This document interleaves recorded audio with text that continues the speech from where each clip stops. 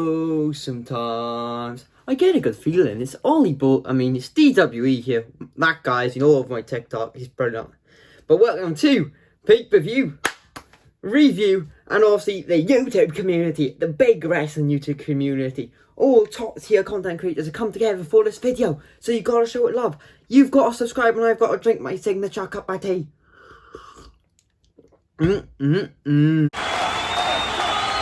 We had Fastlane, and everyone was crap on the show apart from me. I'm a very positive guy. And we kicked off the women's tag match. Now this wasn't really the best, right? This first half of the show was a bit poor, I will admit. But Banks Belair, fun match to be fair. Belair showed how athletically gifted she is. And for me, I'd give it about a solid 4 out of 10. It did its job. Nothing too special, they could have done that on SmackDown, to be honest, it would have made no difference. But handing it over to Dominic, what's he got to say about this match? The show was Sasha Banks and Bianca Belair versus Nia Jax and Shayna Baszler. And this is a bad way to start the show, because you want to start the show with an exciting match. It's the crowd excited instead of just boring them out in the first match. This match, as expected, it was boring, and it took away 10 minutes of my life I'll never get back, unfortunately. And I definitely wouldn't recommend watching this match. It didn't feel important at all, and in the end, Sasha Banks and Bianca Belair just lost. They're fighting at Mania, and they're both going for a SmackDown Women's Championship, and they're just casually losing to Nia Jax, who isn't any good, and Shayna Baszler, who isn't being built up to look that good. And then in the end, Bianca and Sasha had a little bit of build to their Mania match, but honestly, I do not care about this match, and a match I should be really excited for, I don't care about, and it's honestly sad to see. WWE are just not booking the storyline right. Nick woke up and chose violent.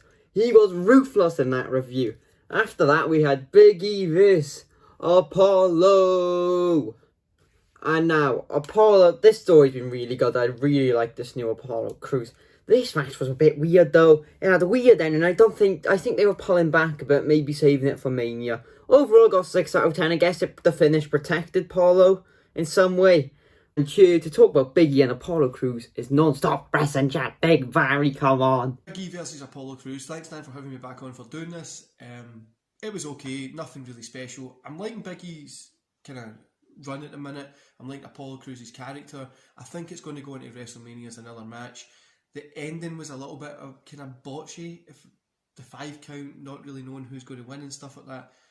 I think they'll put on a great match at Mania, but this one just wasn't. It was a little bit too short and stuff like that. So out of 10, I'm probably going to give it a 4.5 out of 10. A 4.5. It was nothing really special, and it was in that first half of the show that just really kind of lagged down. But I'm excited to see them at Mania, and in the coming weeks to see the kind of story that they build there. I think this holding back for WrestleMania. But now, we had Lionfish Brawl, and this was a squash match. 2 out of 10. It didn't need to be on the card. I guess it makes Braun look strong. I guess it's good for him, getting looking better, more strong, because he's been booked poorly. But we have Rated R Wrestling, obviously, talking about this match. So yeah, let's hear what he has got to say. And Shane was a match that didn't end up happening. Shane got injured. They ended up having Elias take the fall for Shane in the Braun Strowman match, taking his place. It was all not really all that great. It was a match that didn't need to happen. They canceled the match that was supposed to happen, and they just fed Elias to Strowman. I think Elias deserves better than what he got, but it is what it is. What we got that matchup: Elias versus Braun Strowman. Braun Strowman hits him with a power slam, pins him. A pretty quick matchup. I believe they're gonna hold this match Shane Braun till WrestleMania, but we ended up getting this match instead in its place as a type of backtrack in the storyline. There was rumors about this whole thing being canceled, but we'll see what happens heading into WrestleMania. But they fed Elias to Strowman. I think Elias deserves better, but this is the match that we got. Wholeheartedly agree with him. Elias is a top talent, and all in the midst of the excitement of how good Fastlane was, I forgot we're gonna wheel it back to the pre-show. And the big talking point of this was Ali, Retribution going. The match itself was actually really good. I'm giving this match a 7 out of 10. Ali and Riddle put on a really good, hard-hitting, fast. You want the match to get people hyped for the night, and that's exactly what they did. Perfectly paced, perfectly timed. Everything was brilliant, and the ending, Retribution, are finally gone. And here to talk about this is Chris from It's Our House podcast. Right, so Matt Riddle versus Mustafa Ali. I'm giving this match a tentative sort of like 6.5 out of 10. It was good back and forth action between two extremely talented guys. Glad that Matt Riddle kept the title. I think he deserves it. He's done well since he came to the main roster after a little bit of inconsistent booking. The main story here, the main topic of discussion is obviously Retribution. Have finally ended. Hopefully that means big things for someone like Dijakovic, who and Mia Yim, who have both been used terribly. Retribution, the experiment wasn't very good, let's be honest. So, yeah, good match. 6.5 out of 10. Good back and forth. A lot of fun. Lots of intensity. Really good way to kick off the pay-per-view.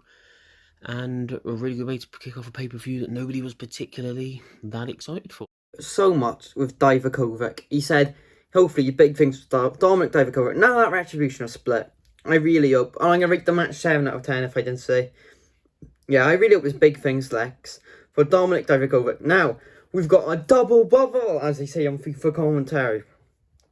Nakamura versus Seth. This is when the show. We went out of traffic and into the fast lane.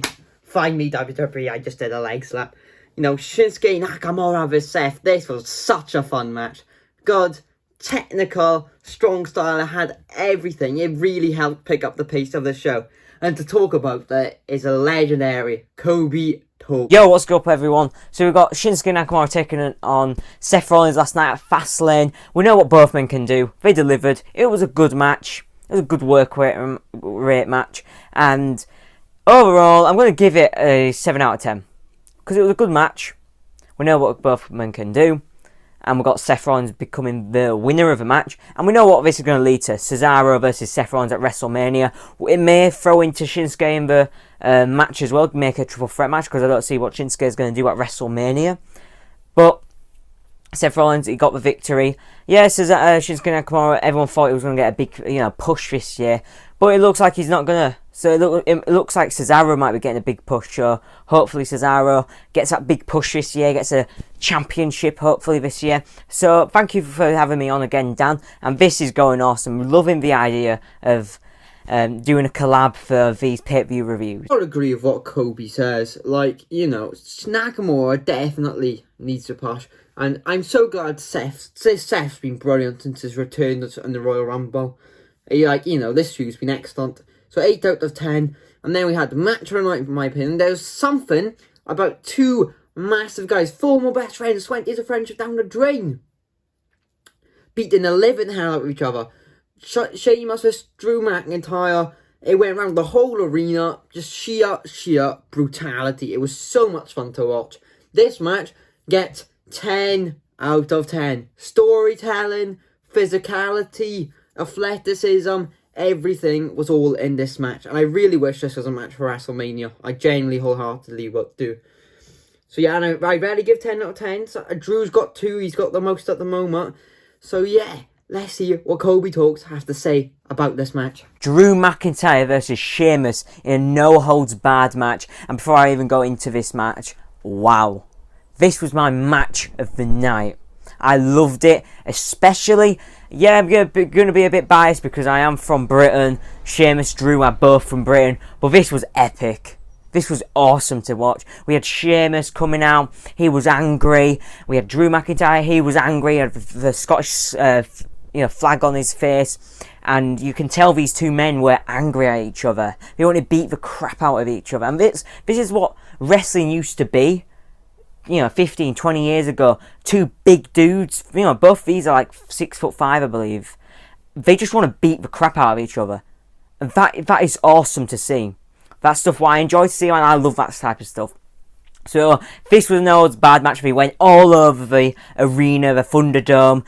Sheamus got sent through the Thunderdome's set where the fans are on the screens, and Sheamus put Drew McIntyre with a white noise. Sheamus put Drew McIntyre through the table, and then Drew McIntyre just he hooked up, he Super Cena'd himself, and he just won out of nowhere, a Claymore kick. I think the ending went really quickly.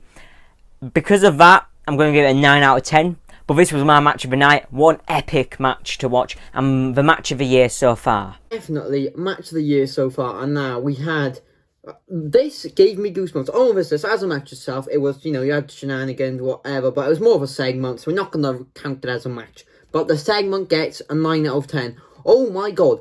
Right, I don't like the supernatural stuff, but the way the Fiend rose, he riz on through out the ring, the hand, he came up through flames, the way Orton sold it, everything about the Fiend's return, and that new look is terrifying. I hate that supernatural stuff. But I got goosebumps, and I'm so much more invested into the storyline now because of that segment. And now we gotta add a bit of flair to the video. TM161, take it away. Itself was definitely a 1 out of 10. I gotta grade it because it was an official match. It is official match, but at the same time, I don't think anybody cares about the grade. I think they care about the moment. The moment was so predictable, but still was a good moment in itself. Jason, no, I'm sorry, y'all. Hold on, let me get this right. Freddy Krueger. Still ain't right, man. But I'm close. I'm close with that one. The Fiend. There we go. I had to think about it, y'all. Sorry. The Fiend shows up to assist Alexa Bliss, wins the matchup. Grade 1 out of 10. Honestly, that had me in tears. It wasn't Freddy Krueger. No, it was someone more scary than that. It was the Fiend. And that moment, honestly, is so cool. I like that. I like supernatural wrestling now because of that moment. But next up, your main event of the evening. And we have got a big hitter with over 1,000 subs helping us talk about it. It's Bonafide Heat. But my opinion is, Daniel Bryan haters, sit down. Oh, you don't want him in the triple threat? Sit down. Daniel Bryan's lost it. That match was excellent. 9 out of 10. Storytelling. At first it started off with a simple story that, Bryan's going to try out wrestling. He's never made Roman Reigns tap out. We got a submission game. Roman, there's counter after counter and physicality. And then you had the underdog story that Daniel Bryan plays so well. That started to come into it.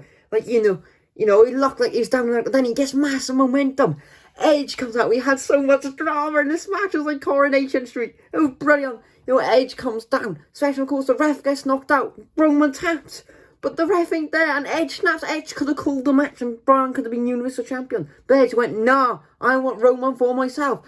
Boom, with a steel chair. So much fun. Jey Uso gone. It was just, technical, physical, very good storytelling. This match had it all. 9 out of 10 for me. And let's see what Bonafide Heat has to say to see out the video. On everybody, this is Bonafide Heat here. I'm going to give my quick thoughts on Roman Reigns versus Daniel Bryan, the main event of Fastlane.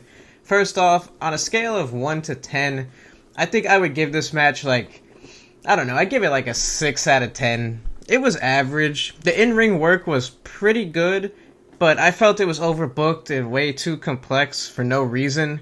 Edge's heel turn really helped the story, and that really brought it up for me. If they didn't do Edge's heel turn, it was just like Edge, being complex and not decided what he wants to do as far as if he wants to be the good legend or the heel. If we had gotten some of that, just undecisiveness, I would have been a little bit more down on it. But like I said, the in-ring action of this match was fine. Roman Reigns and Daniel Bryan, they're not going to have a bad match in-ring wise. I just thought the story, it doesn't make a lot of sense. People say that Daniel Bryan adds to the story. I think the story was enough with Roman Reigns and Edge by themselves. So that really took away from this match for me. I just don't see what a lot of people see in the intrigue of adding Daniel Bryan to a triple threat. See, this Daniel Bryan thing is quite polarising across the WWE universe and across wrestling YouTube. Some people really want Bryan. I'm pro Daniel Bryan. Or are you Bryan out? It's like Wenger in.